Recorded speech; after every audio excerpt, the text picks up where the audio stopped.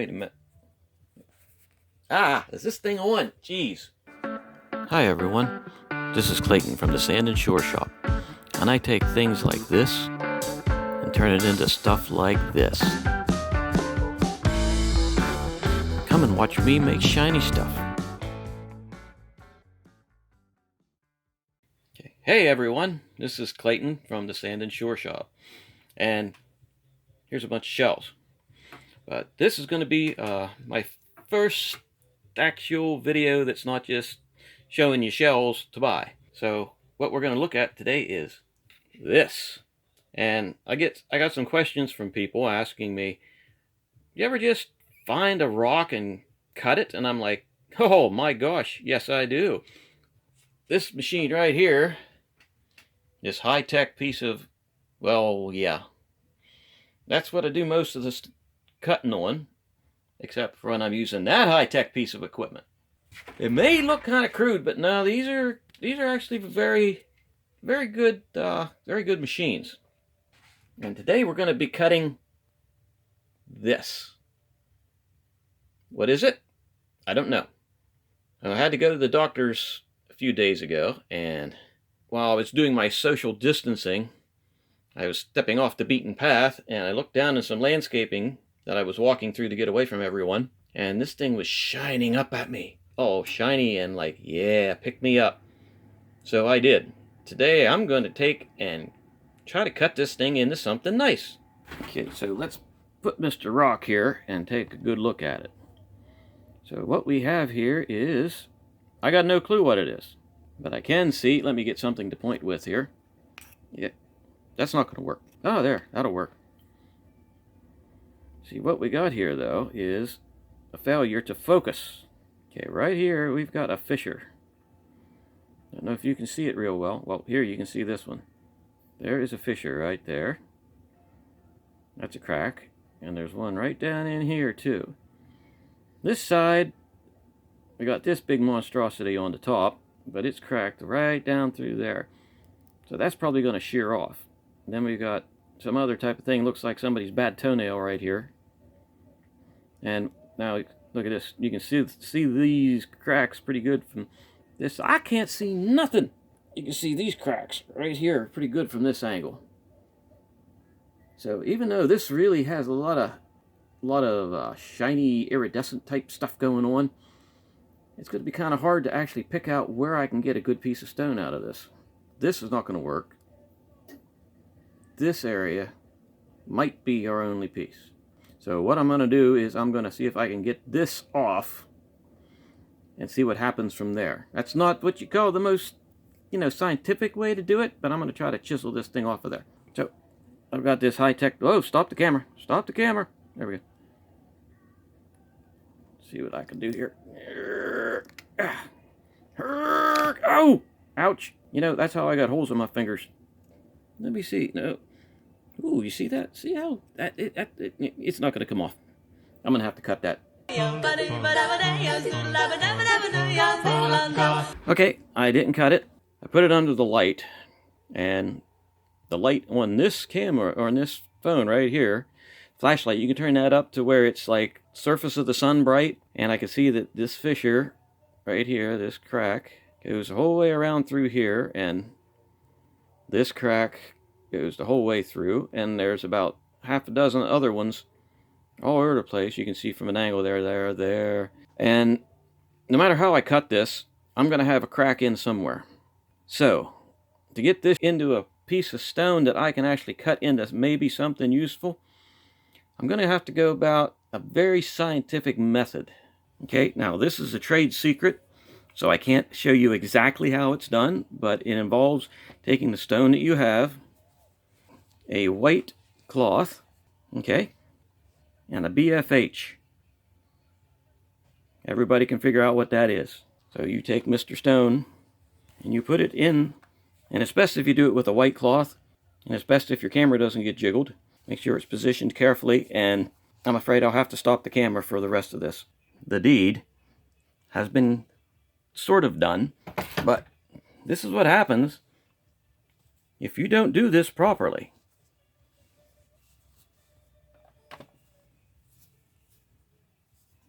Do you see that?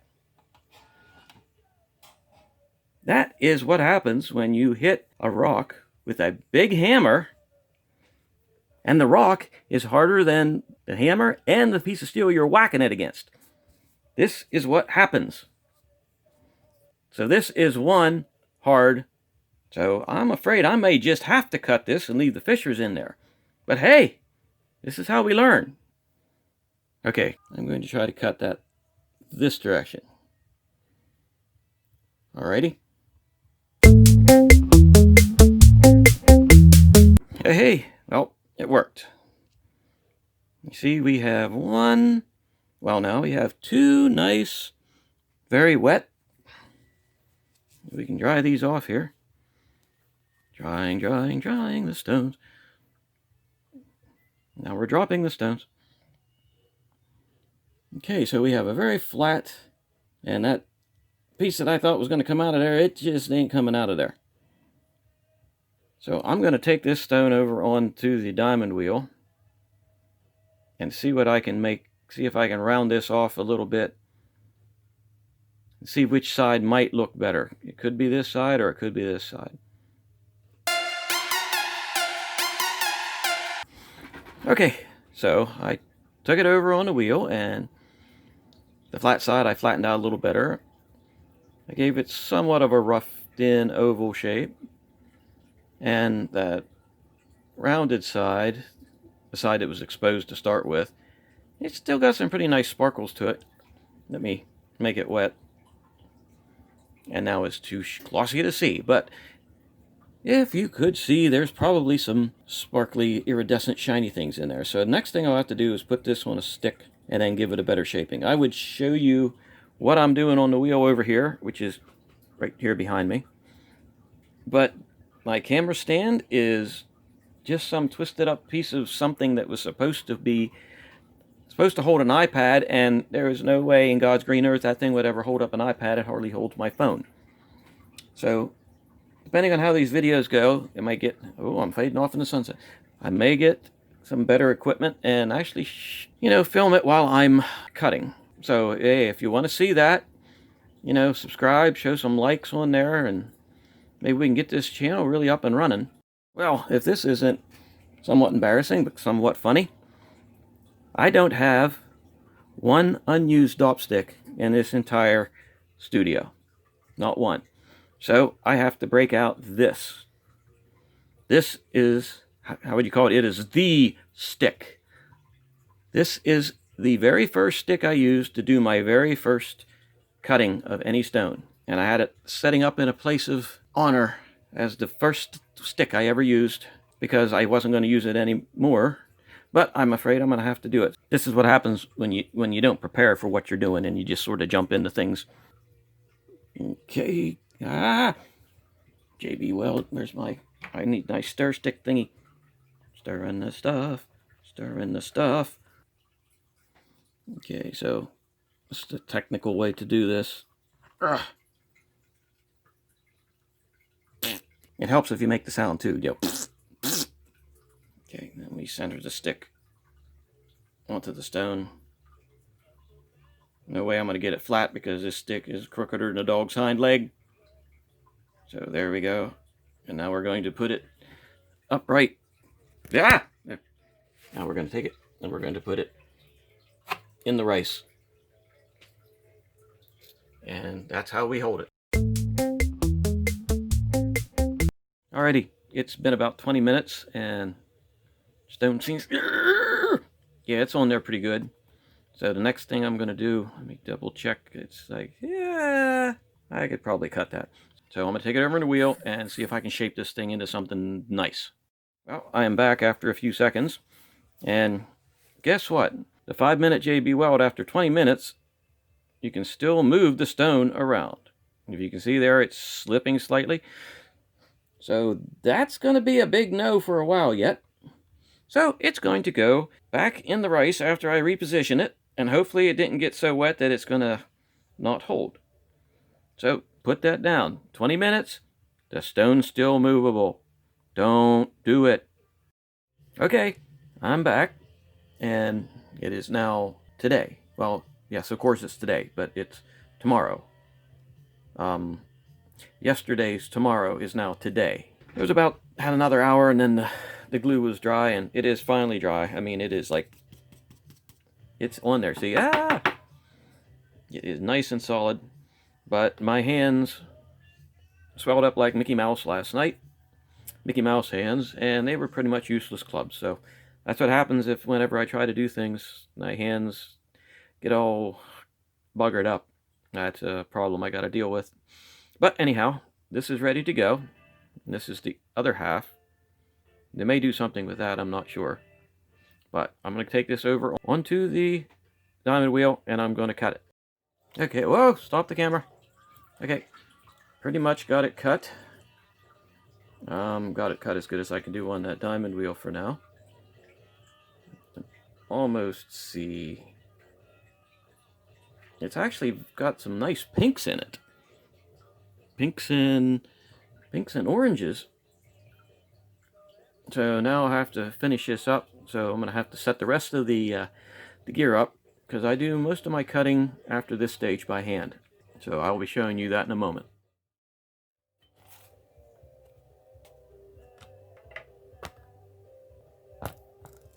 Hey! Hey! Oh, watch out. Oh my. No. Ah. Look. Oh my gosh. There's stuff flying everywhere. It's pandalarium. This ain't gonna work. Whoa. Hold on. Okay. Here. Oh. No. Watch the camera. What? Oh, what was that? Who designed this thing?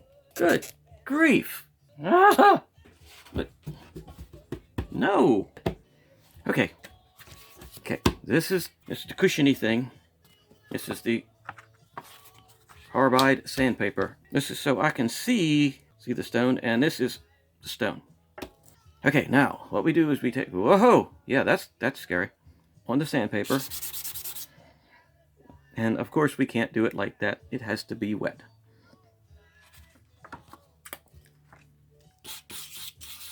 In case you're wondering, yes, I spit on that.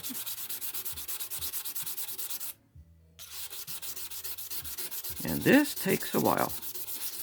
I mean, it's not terribly long. This is how a person has to do it. So, and I start with the edges first. Let me get a paper towel. So I've got to clean that off. And then I have to look at it underneath this. See? Ooh, hey, look at that. Stop it. There. Can you see it? Yeah. It's so much better. Ow! Not going to show you the entire process because it takes a while, especially if my hands start swelling up like they're already starting to do. Okay. So, here we go.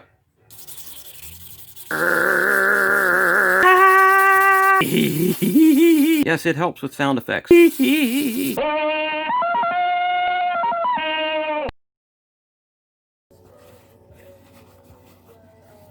But I believe that it's pretty well smoothed off now.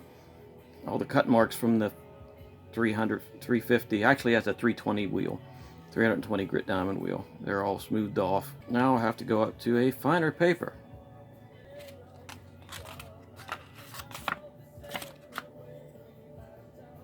And we clean the stone. Because if you take coarser grit paper and don't clean the stone off and go to a finer grit, you're going to get little scratches all over the thing. Okay, so now we do this all over again.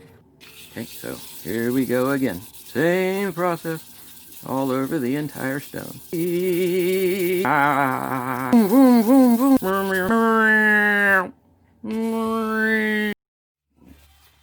Alrighty, I got this done. So let's see if we can get this to focus. Come on, you can focus. But that's actually pretty smooth. I have one crack here that's starting to show up in the center. But after striking this thing with a hammer and even a bigger hammer that I didn't say about, it's not, I doubt that's going to fall apart. This is a crack here that I should have cut out. But hey, if I would try to cut out every crack of this thing, we'd end up with a stone about that big. So it's going to be pretty enough as it is. So the next thing is I got to take it onto the polishing wheel. Alrighty, and here we have the polishing wheel.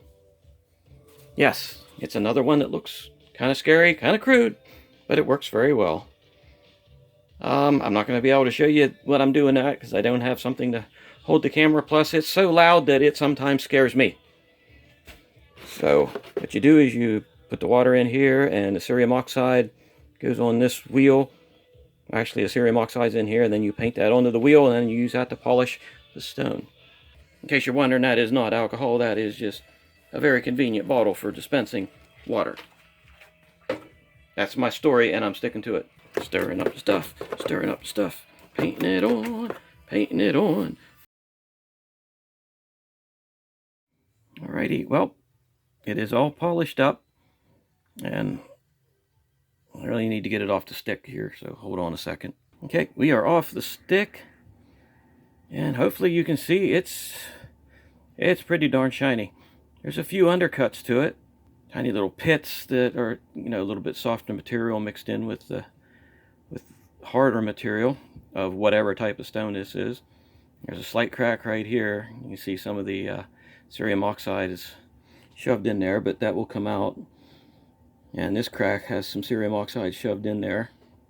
That too shall come out.